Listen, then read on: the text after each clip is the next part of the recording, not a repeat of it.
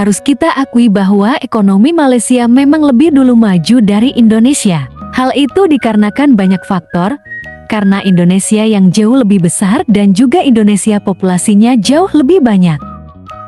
Membangun Malaysia ibarat membangun satu provinsi di Indonesia. Selain itu, juga proses pembentukan negara bangsa Indonesia yang memerlukan waktu yang sangat lama. Indonesia sempat mengalami masa-masa yang sulit.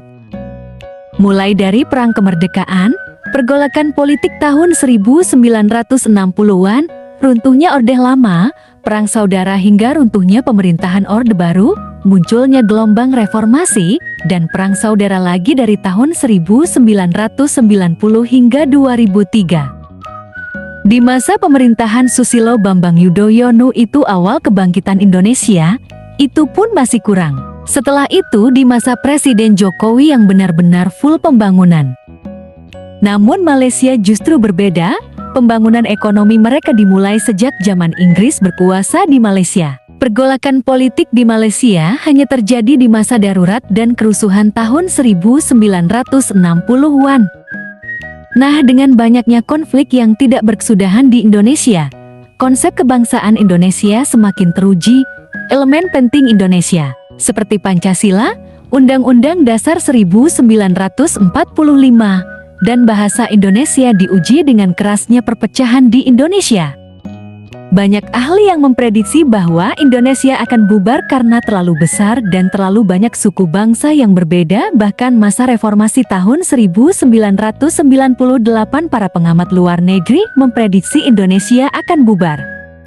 Hal itu dikarenakan runtuhnya pemerintahan Orde Baru, namun dengan adanya Pancasila dan bahasa Indonesia justru menjadikan Indonesia semakin kuat dan kokoh. Pembangunan ekonomi di Indonesia dan Malaysia juga berbeda. Malaysia mengandalkan sektor jasa. Hal inilah yang menyebabkan bahasa Melayu tidak laku.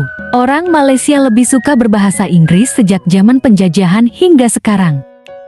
Mereka lebih suka berbahasa Inggris karena bahasa Inggris digunakan dalam bisnis dan juga dunia kerja di Malaysia.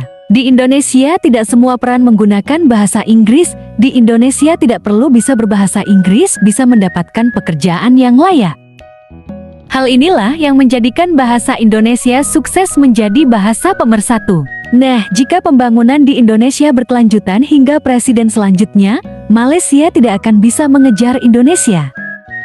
Pembangunan kereta cepat Indonesia sudah ada, sedangkan Malaysia belum ada. Hal ini membuktikan Indonesia akan melaju, dan pembangunan kereta cepat ini bukan untuk sombong dan gagah-gagahan. Pembangunan kereta cepat di Indonesia, karena rakyat membutuhkan transportasi umum yang lebih cepat dan efisien.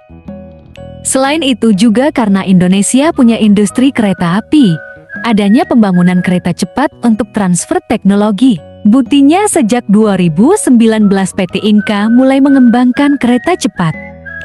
Bahkan mungkin perpanjangan jalur sampai ke timur Pulau Jawa dan barat Pulau Jawa ada kemungkinan sudah menggunakan kereta cepat buatan anak bangsa. Jadi kesombongan kaum Melayu Malaysia terbantahkan dengan fakta dan kerja keras pemerintah Indonesia. 10 tahun ke depan Malaysia akan ditinggal Indonesia, kita lihat saja nanti. Indonesia baru 10 tahun dibangun, Bank Indonesia sudah memprediksi di tahun 2030, PDB Indonesia mencapai 3 triliun rupiah. Bahkan Bank Dunia juga memprediksi PDB Indonesia mencapai 5,1 triliun rupiah di tahun 2030. Sementara pendapatan per kapita Indonesia di tahun 2030 mencapai 10.000 dolar Amerika Serikat atau 150 juta lebih. Itu hasil kerja keras Presiden Jokowi yang kita akan nikmati di tahun 2030, insya Allah.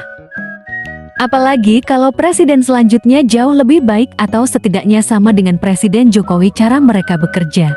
Mimin jamin pendapatan per kapita Indonesia akan lebih dari 150 juta di tahun 2030 nanti.